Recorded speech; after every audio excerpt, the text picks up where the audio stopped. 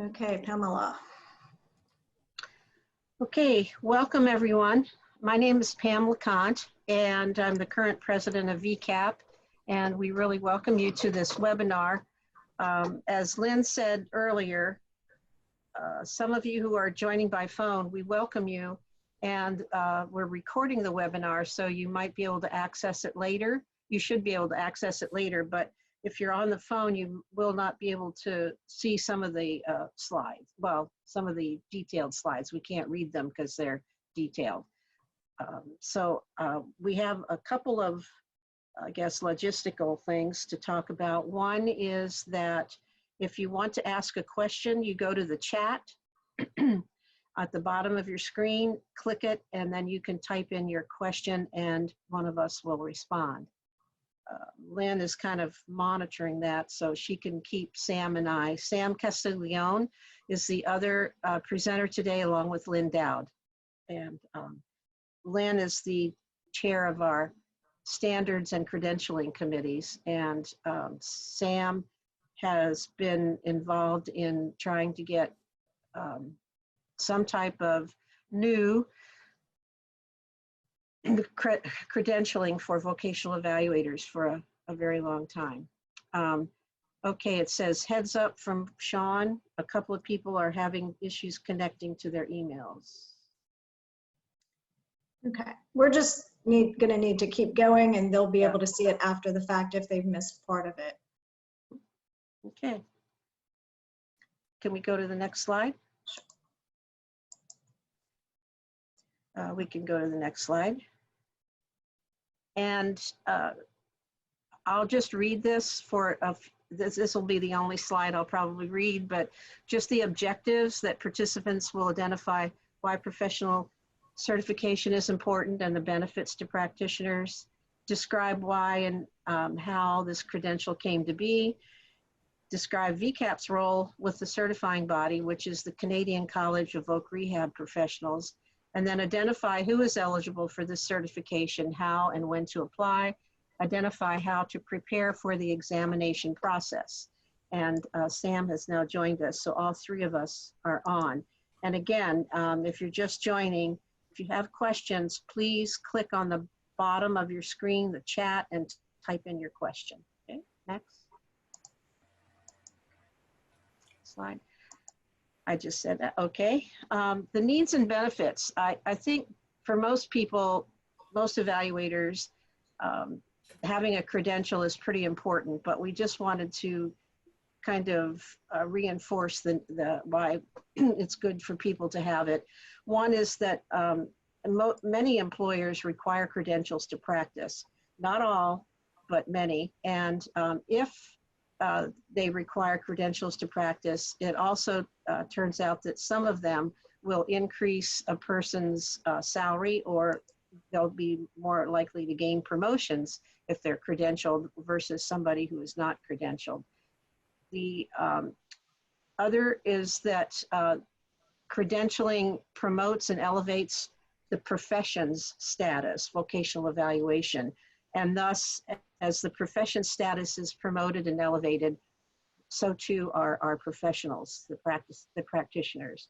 It also, the most important reason for needing credentialing is that it protects the consumer of our services from harm, because we all have to follow a code of ethics and when we're credentialed. So that just kind of helps us monitor our behavior as a group. It also can be a way, an avenue into entering private practice. I know in some states we have, what we do in Maryland is we have private practitioners who serve our Voc Rehab agency, but when they enter private practice, it helps them immensely to have the credential. And they also get paid more with certain certifications. And the last is that it really serves as a legitimate, to legitimize our profession so that the public knows that we have some type of credentialing, which means we have an ethical reason for practicing and that we follow the code of ethics. And what's going to happen is I'm going to be, I'll be starting this webinar, and then Sam and Lynn will jump in with their parts. So my part is pretty quick. Regarding excuse me, the ICVE, it refers to the college, and the college in this case is the Canadian credentialing body for the Canadian certified vocational evaluators, and now the international. I'm going to interrupt for a second. We have a question that Sure. asks, how does this certification differ from the ABVE IPEC certification? Well, with the ABVE, I don't think that that's international, is it? It is not international, no.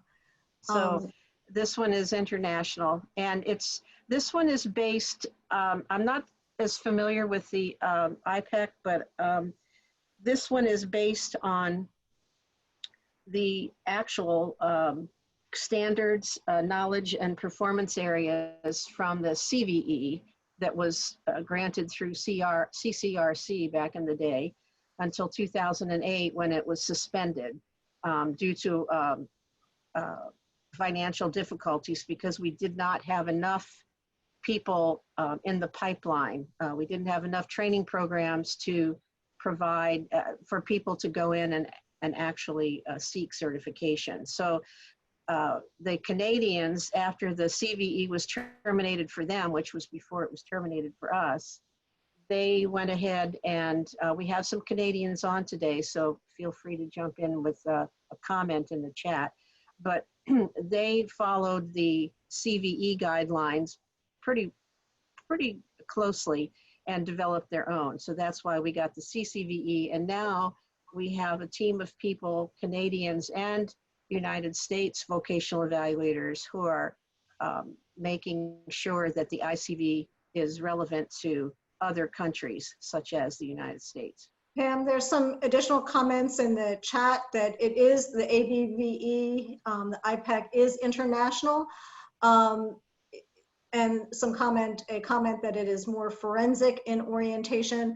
I think it's also more narrow in scope than the ICVE in terms of it's really addressing psychometrics and not the full scope of what is practiced in vocational evaluation. Mm-hmm. Okay, thank you. Thank you very much. And I just wanted to explain briefly that we don't want to be in competition with any other credential. We just want this one to be able to serve people who don't have those other types of credentials. But back to the college is not something that Americans would think of as a credentialing body, but the Canadians call the credentialing body there, the CVRP, the college. So it is like our CCRC in the United States. Next slide. How this came to exist is that VCAP investigated many different professional credentialing bodies for about a year, I think. Sam, you can attest to that, and at least a year. And when we looked at all of them, we looked at IPEC, we looked at ABVE, we looked at many, and even a standalone continuing education program, a body in Washington, D.C. that just grants CEUs. So we looked all over the place and decided that the one that best met our needs, that was the broadest and covered as much of our practice as possible, was that used by the Canadian Assessment, Vocational Evaluation, and Work Adjustment Society, the CCVE, through their college. Okay. We signed, happily, we signed a memorandum of understanding with the CVRP, the college, CVE, the Canadian Voc Evaluators Society, and VCAP to formally establish the ICVE in October at our National Issues Forum. And the ICVE opened for business on November 1st, 2019. And at this point, VCAP supports both CRCC's maintenance of the CVE and CVRP's ICVE credential. But we just want to make sure that VCAP, it's understood that VCAP is not involved in the credentialing process itself. We advocated for a credential, and we will advocate for professionals to become certified or credentialed, but we do not have anything to do with the actual process because we're a separate professional association. Okay. And we wanted to make just a few comments about the CRCC that initially when we asked them if they would be interested in either reinstating the CVE or developing a new credential, they denied our requests. They said no, they weren't interested. But later in the process, CRCC came under new management and they were offering to collaborate with us. But by that time, we had already been engaged with the Canadians, and CRCC, understandably, wanted to do a national survey to determine the feasibility of either a new credential or of reestablishing the CVE. And these national survey, they figured would take about a year. And at that time, we were just worried about losing evaluators and about employers figuring out that, hey, they didn't have to worry about a certified evaluator. They could just hire anybody. So we were very concerned about that. Also, CRCC said that they would need a guarantee of at least 1,000 applicants or candidates in the end result. And we could not promise them that. It's just too unknown. So we want to continue to collaborate with the CRCC, and we are encouraging evaluators to use their e-university for courses for CEUs. But I just wanted to explain the difference, okay? Okay, my turn. Mm-hmm. I'm going to talk a little bit about the ICVE application process. It is being initiated kind of in 3 phases. Presently, actually all 3 phases are now open. However, the first examination process will not happen till fall of this year, so fall of 2020. So if you are in one of the categories that requires you to take the examination, then you'll have to wait till that point in time to be able to sit for the exam. So the first part is grandfathering which involves current CVEs. There's an expedited application process for PBEs and CRCs, and then there's a new applicant process, and I'll try to go through each of those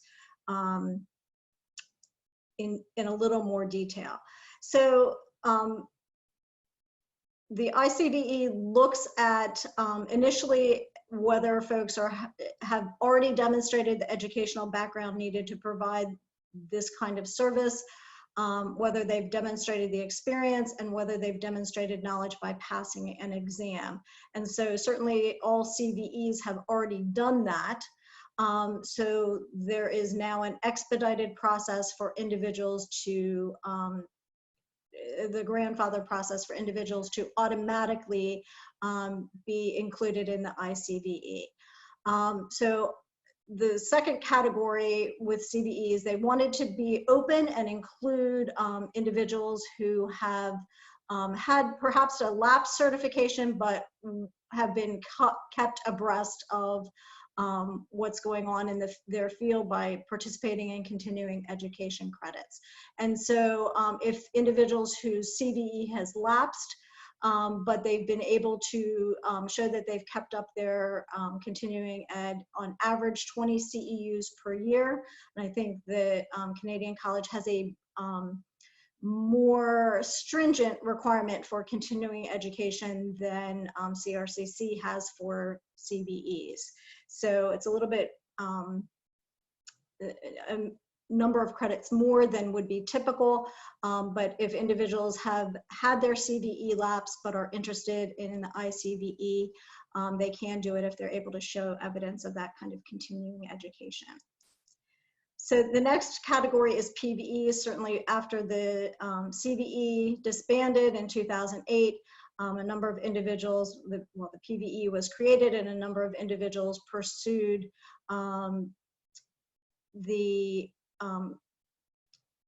hang on for a second, I'm going to respond to Skylar's question about that expedited application process for those who hold the ABVE IPAC. No, there is not. There is not an expedited process for that. That's a completely different organization, completely different process, and VCAP really doesn't have, or the ICVE doesn't have any idea what goes into that. So I'm going to kind of continue with my comments here. Maybe Pam, you can read questions as they come up in the chat box there.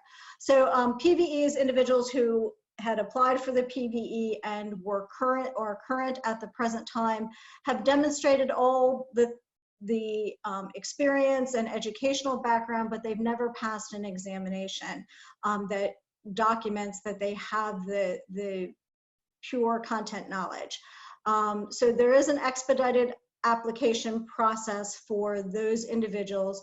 They would provide documentation of the PVE, 2 redacted reports for peer review, and then take the examination. Same thing goes like with the lapsed CVE. They want to be open to individuals who may have had their credential lapse. Again, requiring individuals to show that they've maintained that continuing education requirement. The third category here is CRC. They also receive an expedited application process because they have the appropriate educational background. But there's a little bit more that's required. They have to provide documentation of the vocational evaluation experience. And I'll go into a little more detail about that documentation in a minute. They have to submit the redacted reports and take the examination. So although they have the educational background in a vocational way, they may not have, or they have not at this point demonstrated that they have vocational evaluation experience. Lynn, we've lost you. I'm sorry. Can you hear me now? Yeah. Okay. So, so CRCs have demonstrated they have the general VR experience, but they may not have, or they have not demonstrated that they have the VE specific experience. And then the very last category is the new applicant. At this point, those individuals have no credential and have not demonstrated to a certification body the educational background, the experience, and have not passed an examination. So they have to do the full application process. They have to provide documentation of an undergraduate degree or higher, documentation of specific coursework and psychometric assessment, and then employment verification, 3,000 hours, and a minimum of 40 assessment reports. And then they have to submit 2 redacted reports for peer review and pass that peer review and then take the examination.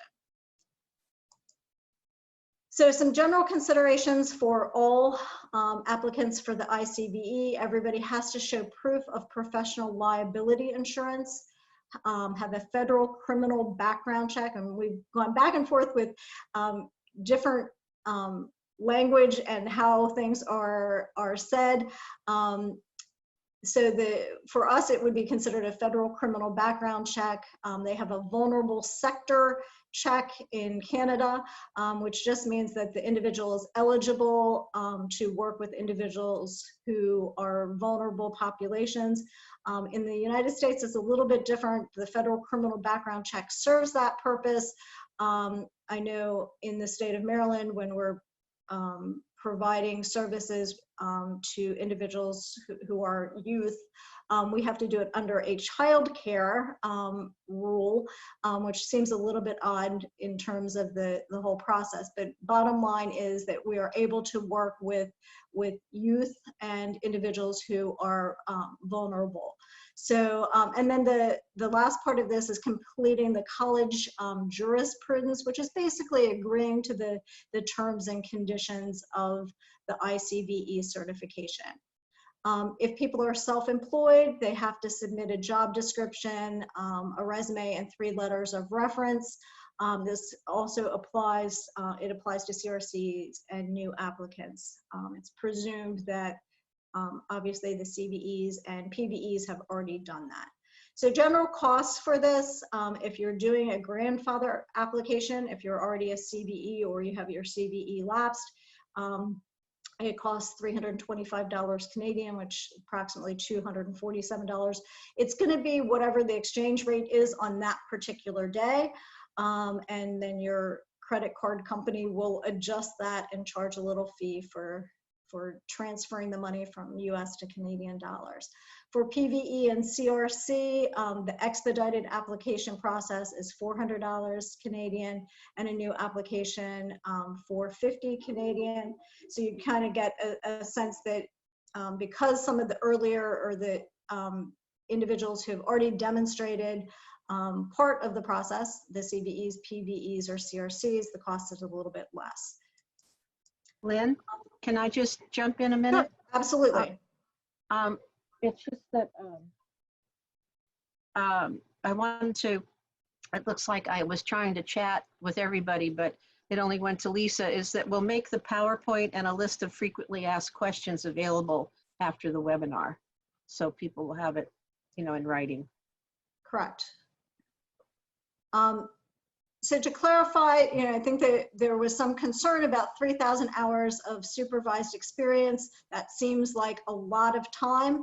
Again, you know, VCAP is trying to have some influence on the things that are happening with the ICVE, but we are obviously not the decision makers. But we did get clarification that the 3,000 hours is administratively supervised experience. You don't have to be supervised by a credentialed professional, not by, you know, a CVE or another ICVE. It just needs to be administratively supervised, and they're presuming that it's going to kind of come out in the wash in terms of your ability to pass the exam or your ability to provide quality reports. There's a question from Katie. Can you elaborate on the proof of professional liability insurance? What about individuals applying for this credential who are employed with a corporation and who do not have their own personal professional liability insurance? What I'll say to that, Katie, is that every professional can get professional liability insurance on their own, and you should probably have that in addition to your employer having that for you. When in the frequently asked questions, we'll give you some ways that you can go about getting that, but that's probably something that you personally are going to want to practice. And it's relatively inexpensive, a couple $100 per year. Okay. So individuals can include related experience in those 3,000 hours. It doesn't have to be all. Okay. Another question from Vivian. How does the 3,000 hours apply to someone that is self-employed? Again, it fits the same category. You're pretty much asserting that you have that experience, and you're providing documentation by providing letters of reference. So a job description, you're providing that job description, you're providing some letters of reference from perhaps some of your contract customers. In Maryland, it would be from maybe counselors that you've worked with the state VR agency, or someone else that you've provided contract services for. So that description is something that would be created by you, the practitioner. You're going to get documentation from your the people that you're providing service to, as to the fact that you have been doing this for X amount of time. So there's a little bit of flexibility. What I will say is that the college wants to work with people to ensure that they're able to provide the documentation. So it's not going to be something that's going to be, you know, sort of an onerous experience for you. They're really trying to work with you to both ensure that you're able to meet the requirements that they've set forth, but also find ways, if it's not an easy fix or an easy application to your personal situation, they're gonna work with you to make sure that they have what they need, but then you're also able to provide what information you have available to you. So it doesn't have to be 3,000 hours of continuous work experience, but it does require that you have completed a minimum of 40 vocational evaluation reports. I'm not 100% sure how they're going to verify that you've done those 40 vocational evaluation reports. We'll be looking at 2 of them. So. And Lynn, Roz Harper said, would a job description come from the one for those in private practice? So I think it wouldn't hurt to include a job description, but. What I think they are requiring a job description from individuals who are in private practice, correct? Right. That's one of the ways. For the question from Kelsey, for the supervision hours, is there a specific amount of time they have to be completed within? No. You can have a break in employment, you can have, it doesn't matter as long as as long as it adds up to a total of the 3,000 hours. As far as the coursework and psychometrics, they are, obviously the exam's going to have questions about psychometrics. That's certainly one of the content areas. Taking a college class is one way to meet the requirements, a tested measurements class. Often that's offered as part of special education curriculum. Okay, so I'm going to go back again to the questions. Elaine has a question: how do you prove the 3,000 hours? There will be an employer verification form that you complete to show that you've worked there. And it might be you may need more than one employer verification form. And then again, if you're self-employed, you're going to provide your job description and get letters of reference. So that's how they're qualifying that for individuals who are self-employed. But there is an employment verification form that will verify the 3,000 hours. So psychometrics, back to psychometrics. So you can take a standard tested measurements course. Often this is part of a special education curriculum. Maybe it's part of a regular education curriculum. So some kind of test and measurement class would be one way to show that you've taken coursework in psychometrics. CAVEWAS has education modules, and I think when Sam begins his discussion, he's going to talk a little bit about those modules. That content will also suffice according to information provided by the college. It doesn't have to be a formal class. You can do the education module instead. So couple options for securing documentation as far as the criminal background check goes. If you're employed by an employer, a lot of times they will require you to go through the background check process to work with consumers. So through your employer would be one way to get that criminal background check. And then there are other means identified by the FBI, and there's a web link, and there's several different ways that you can do that. And as far as the proof of liability insurance, VCAP doesn't endorse any particular provider, but a lot of us have have professional liability insurance through the Healthcare Providers Service Organization, and they have they don't have a specific category for vocational evaluators. Some of us are listed under rehab counselors, others under career counselors. But it's, and maybe when there's enough of us, there will be our own professional category. But I think we kind of are hit under a little bit of both of those. The certification maintenance is a little bit more involved than the certification maintenance for the CVE through CRCC. They require 40 CEUs over a 2-year period. The annual cost for maintenance is $275 Canadian, or about $209 US equivalent. But you can submit your continuing education as you work along. There's no cost to record each educational session. You just, within the 2-year period, have to show that you have completed 40. Okay, I have a question from Vivian. As a vendor for VR, I had to have this done. Would this be sufficient? Vivian, I'm not sure, are you talking about the background check? If you're talking about the background check, yes, that's probably sufficient. Yes, okay, so the background check, yes, that would be sufficient. They're gonna require that it be relatively current. So if you had it done 5 years ago, that might not count, but if you've had it done like within the last 6 months, I'm sure they probably will consider that.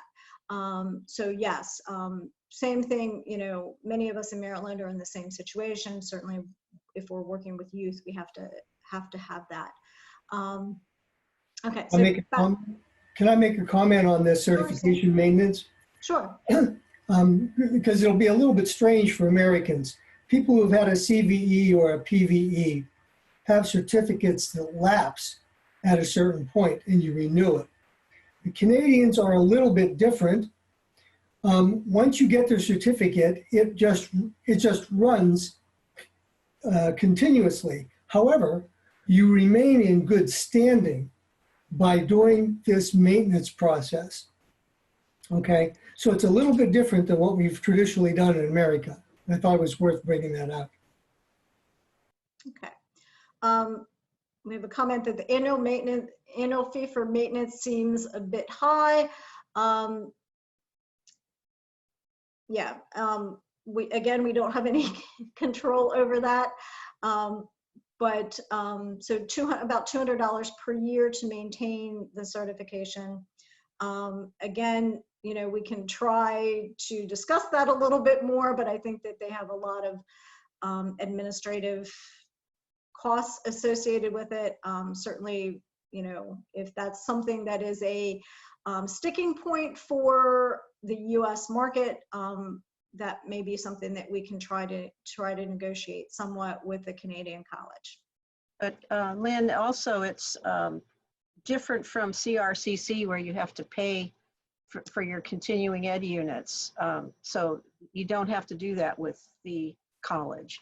That's true. You can offset the annual fee with the fact that you don't have to pay for continuing ed units to be certified, you know, to be approved.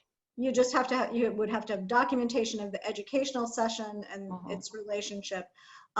Again, Pam's point that, you know, for CVEs to maintain their certification, we do have to pay if we're applying separately for a course that hasn't been approved. It's $35 per class. So which could be 1 credit, you know, 1 hour, or it could be 10 hours. But again, it's 35 per non-pre-approved credit. And then if you have pre-approved credit, that's obviously already pre-approved, and you would have paid the cost up front in terms of that particular educational session. So I have a question from Denise Richburg-Spry. Is the ICVE and CVE both recommended? And if so, what are the benefits of having both? So I don't know, Pam, do you want to take this question? I don't think we're in the position where we're recommending one or the other. No.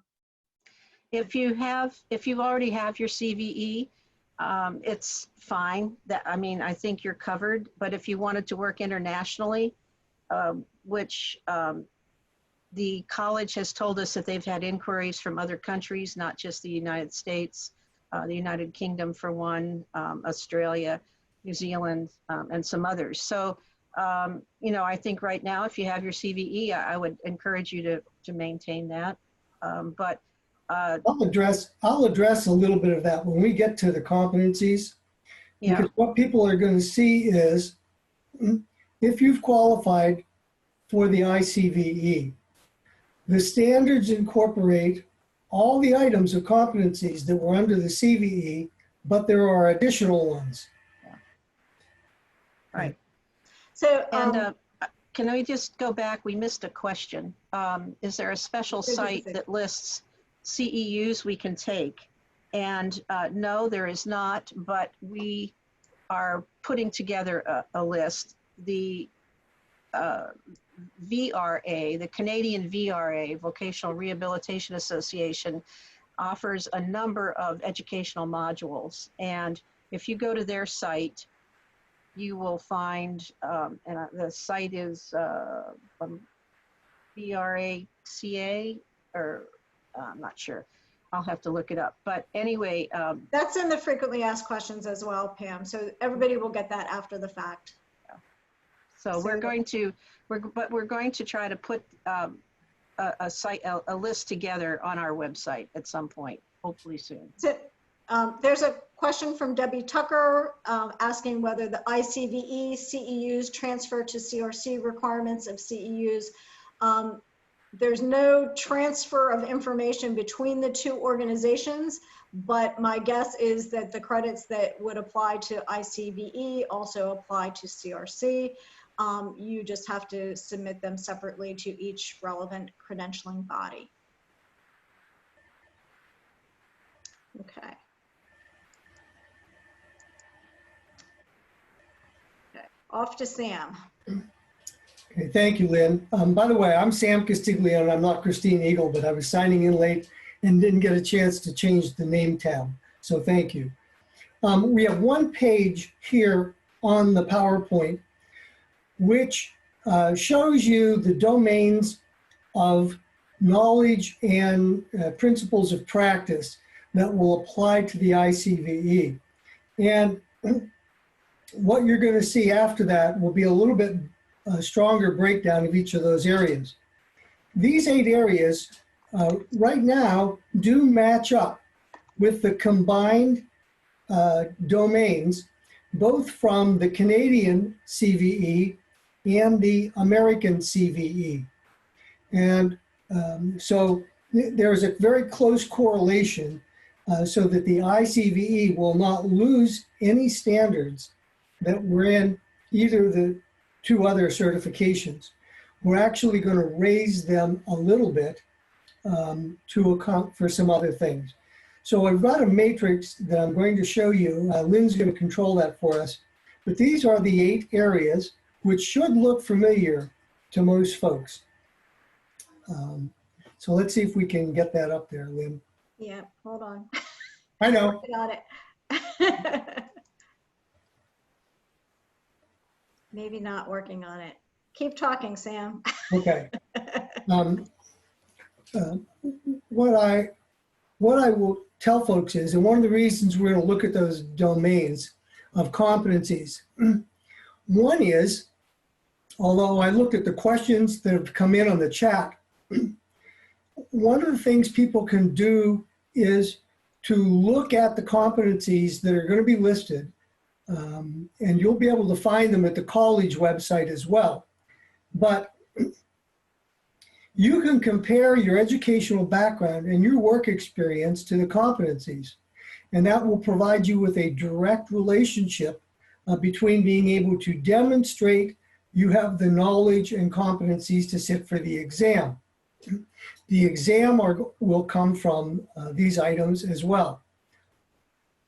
One of the first things I'm going to suggest to everyone is there will be an introduction, and it's going to occur in both the study guide, but we're also putting it into the proposed competencies for the ICVE. And that is, you take a look at the revised position paper of the Interdisciplinary Council on Vocational Evaluation and Assessment. The first one was in 1992. We updated that prior to our forum in 2018, and it was accepted by a number of the organizations who contributed to it that you've raised questions about. So ABVE was a part of that. IARP was a part of it. Some educational organizations. That paper was updated to include things that are important in particular to evaluators, including the 4 paradigms for vocational evaluation and assessment that came out of the 30th Institute on Rehabilitation Issues. Now, you can find that position paper. If you look on the right bottom there, under VCAP, seminal works and positions, and position papers really, are there available at the website. And so you can look at the things that were included in that when it was updated, as a sort of a guide. And it also helps a little bit explain why IPEC and the APVE diplomat are not exactly comparable to what happens in vocational evaluation and assessment, although they partially are, certainly up to the level of level 2 assessment, which is mainly psychometric. So this is an important background for anybody that's doing vocational evaluation and assessment, which also is a uniform term that we adopted to cover the wide range of things that people say they're doing. So if you get used to using that term, vocational evaluation and assessment, you'll be in line with your profession. Could we go down a little bit, Lynn, to the next one? Yep. Yep. So the first domain, and one of the things that this matrix is designed to show that we've really combined several things, competencies from the Canadian CVE and the American CVE. So things you're going to find: foundations of vocational evaluation, introduction to the history, areas of practice, the role of vocational evaluation, are all things that people should and probably already have some acquaintance with if they're practicing vocational evaluation and assessment. Okay, there may be things you have to bone up on or strengthen, but I'm guessing you're going to be there. Now, as you go through this, you're going to see some things that are highlighted in green. What we've done is we knew that the international certification was going to require us to not only think about what we do, but also what we might be doing internationally. And so instead of having a separate domain, we've embedded some of the competencies in the existing domain structure. So what you ought to be doing is, if you think you're going to be working internationally, know that you have to have some understanding of differences in the scope and practice that people may have in different national areas regarding vocational evaluation and assessment. Okay, that comes under the first domain. The second one gets into more specific principles. And you can sort of ask yourself as you go through this, does my practice reflect this? Have I had coursework in this? Have I had experience or guidance in the process of doing some of these things? One of the things that was included that did not exist prior and was incorporated from the revised position paper and the 4 paradigms of the 30th IRI, one of those is to include universal design for learning in vocational evaluation planning. So you ought to be planning your evaluation, it ought to be individually oriented, and yet you ought to have an idea of what kinds of things you might have to incorporate to have universal design in your vocational evaluation. So we've highlighted that because it's in areas that otherwise might seem very already known by you, okay? This includes also the use and consideration for assistive technology devices and services in your vocational evaluation planning, okay? And how to include some of these things as a part of it. The other areas that you see under Principle 2 should be things that evaluators, at least in the United States, are acquainted with, because a lot of that came from CVE and PVE background. Yeah, so if you've had exposure to that, these should not seem strange, okay? Now, of course, we get into test selection and standardized measurements, which in vocational evaluation and assessment has additional points because of the fact that we go all the way up to level 3 assessment, which is a comprehensive vocational evaluation. Not only psychometrics and knowing psychometric tools, but also knowing about work sampling, how that relates, and very important, how to plan to triangulate the use of multiple instruments to get at each domain of assessment, not just interests, but also cognitive and perceptual and work skills and a variety of things like that, so that you incorporate that into your planning and then know how to look at those items and triangulate and synthesize the results from those techniques. Otherwise, things that you get in orientation to testing and measurement and standardized testing, statistical concepts should apply in this area as well.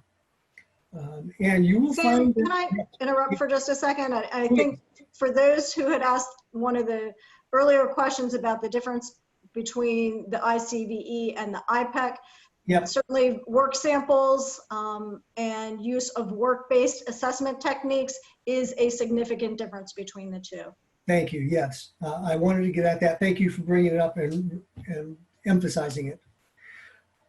We also, you'll see another area that's in green, legal and ethical uses of standardized tests and measurements. We're trying to incorporate more attention to the legal and ethical use of what we do and thinking about those things as we acquire tools, as we use them, and as we synthesize the results that we get from the tools that we do use. And it's a good point that Lynn made up due to the earlier question, I think it was from Katie, about whether people need individual liability insurance versus being covered by corporate stuff.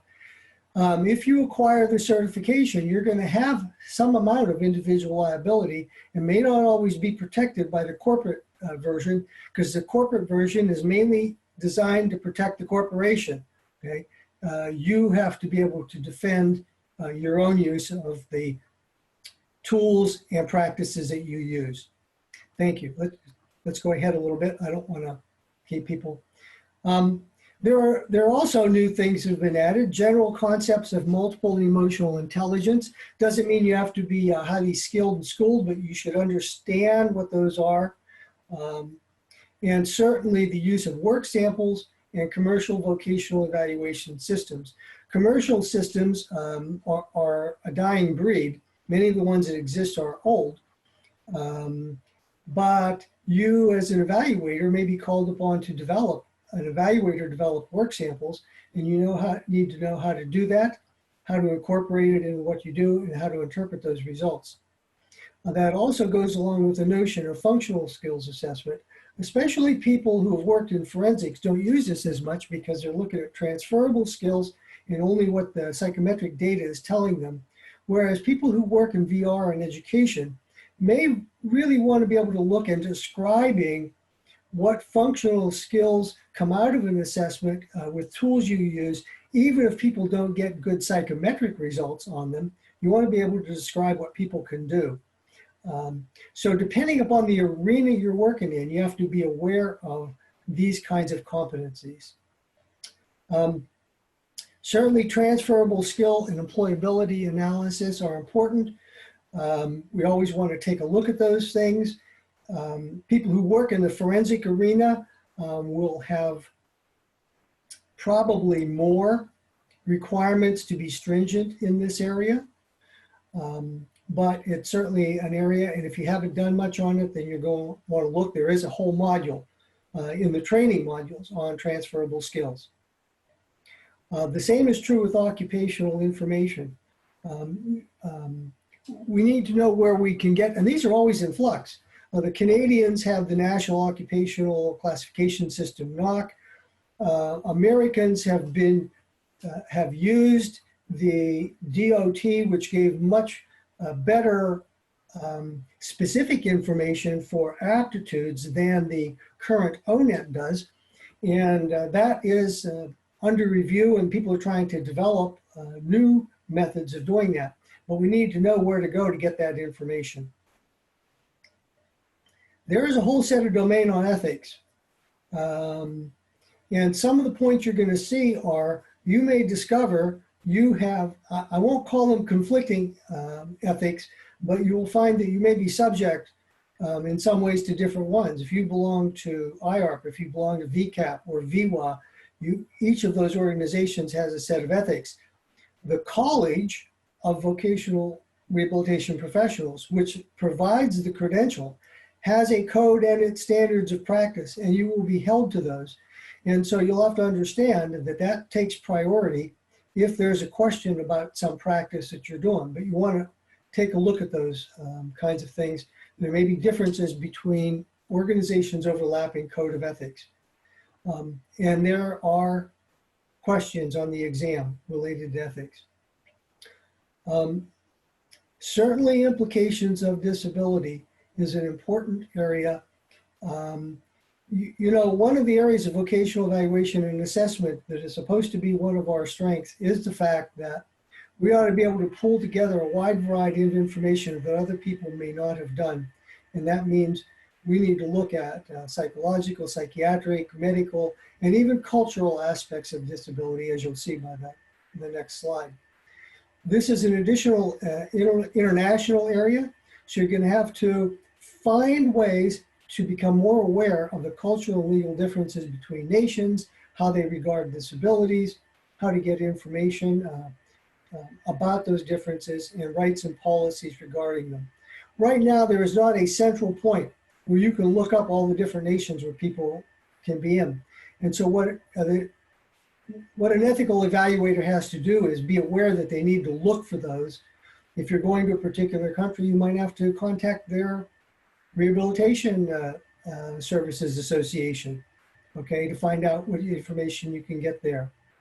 And finally, the 8th area has to do with professional communication. We need to be able to communicate verbally, both orally and in writing, what we do.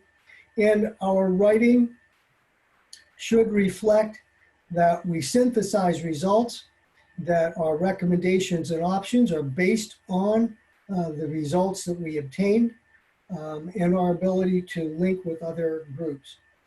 Sam, there's a question in the chat box. How was this test developed, and was it beta tested?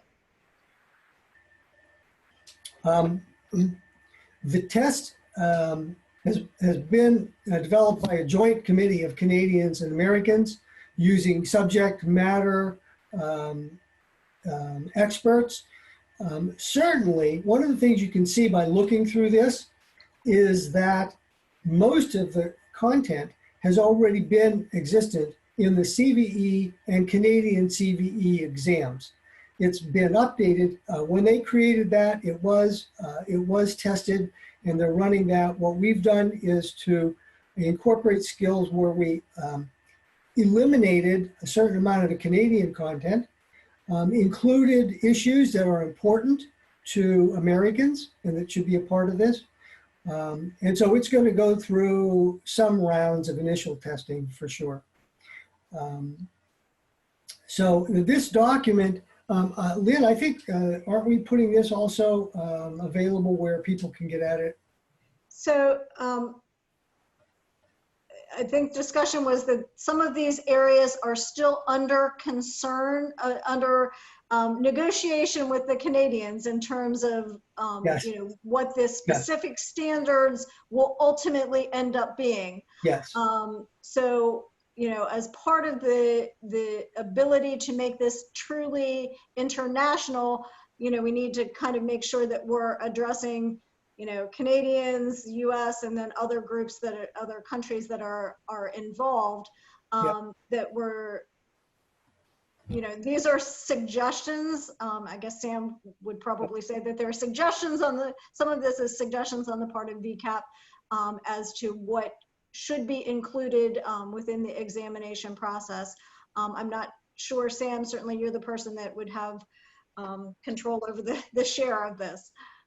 Well, that's whether it's all accepted the way people, I'm showing it here because I'm showing you the scope of what you might have to do, what you might have to look at as you examine your experience and educational credentials and what you want to try to put forth, and as you try to prepare if you're going to be one of the people taking for an exam. If you go through these items, you're certainly going to be prepared to be able to do that. Okay? And Sam, Yeah.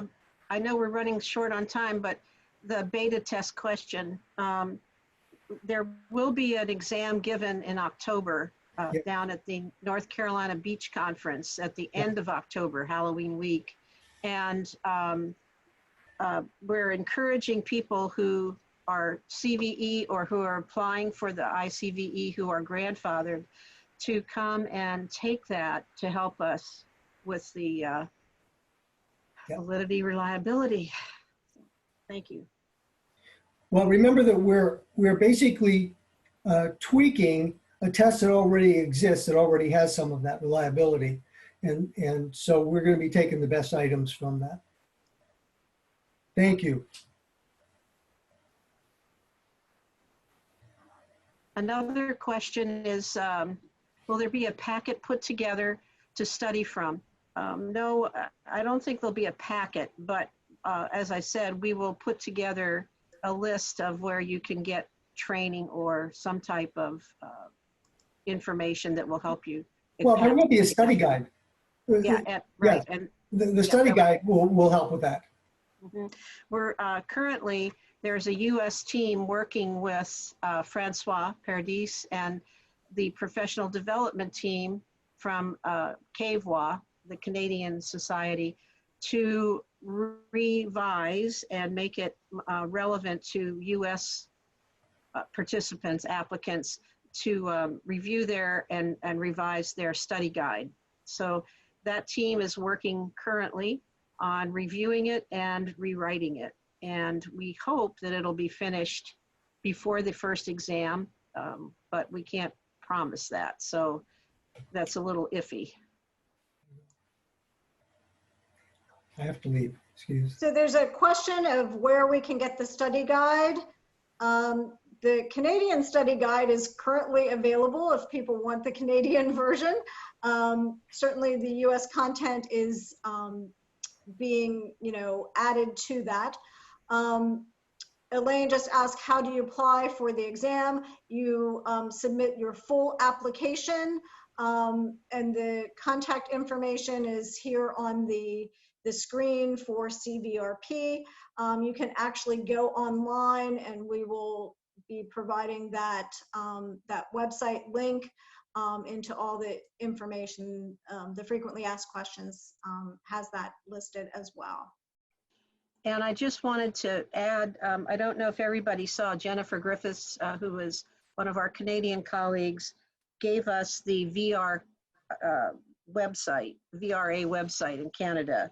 And you can see it on the chat, but if you can't see that, it's https://www.vracanada.com. And you'll find all of their professional development modules on there. And the others are being added. There are currently 2. I don't know if all 4 of the US modules have been posted or not, but right now there are 2 definitely up there. Jennifer says 3 are posted. Good. So Great. The application is live at this point. Those of you who have CVEs will automatically be grandfathered. If you are in one of the other applicant categories, then you're going to have to provide your documentation and wait to sit for the examination. Again, that will be this fall. Any additional questions? I would ask Lisa if she could just tell us, she applied for the ICVE and is certified vocational evaluator through CRCC. And Lisa, could you just unmute yourself or somebody unmute you and tell us how long it took and what the process entailed real quickly? Sure, it was very easy. I just went to their website, the CVRP website, and there's a drop down for certification, and you'll see for ICVE, and it's all spelled out. And you just click on it, scroll down the bottom of the page and click on the application. Very fast and easy to fill out. I had to upload, some documents to prove that I am in good standing as a CVE, and pay the fee, and it converts to US dollars, because when you see the fee that's listed, it's Canadian. So it will automatically convert into US dollars. And I think it was less than a week that I received, it definitely was less than a week that I received notice that I was approved, and I got my certificate and login information. It was extremely fast and very easy, smooth transition to do it. So I was very excited. Additional questions? Thank you, Lisa. Janet, Denise Spry asked, is there information to share with those interested in the credential, and where can it be found? Yeah, it's on the CVRP website, as Lisa just indicated. So did we include the CVRP website in this PowerPoint? I have to go back and look.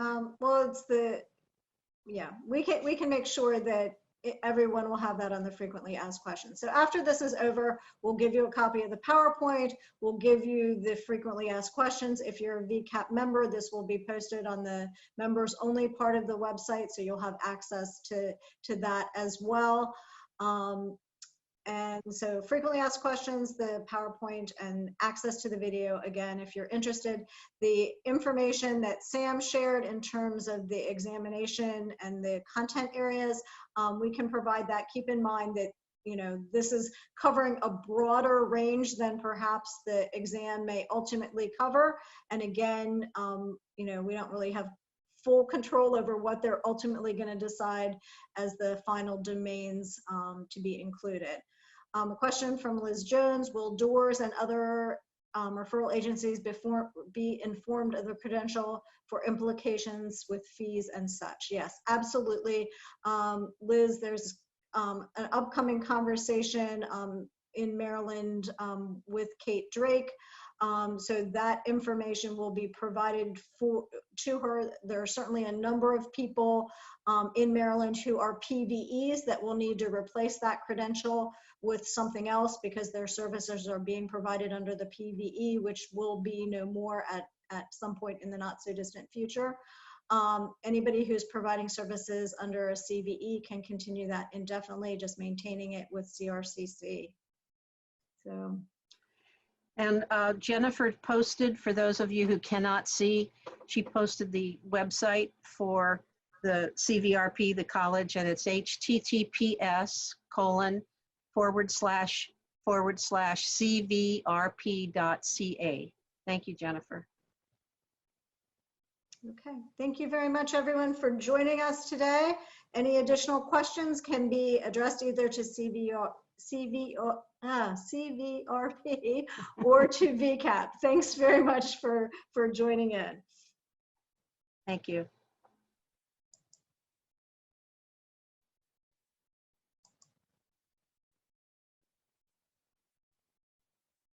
Thank you for the presentation today.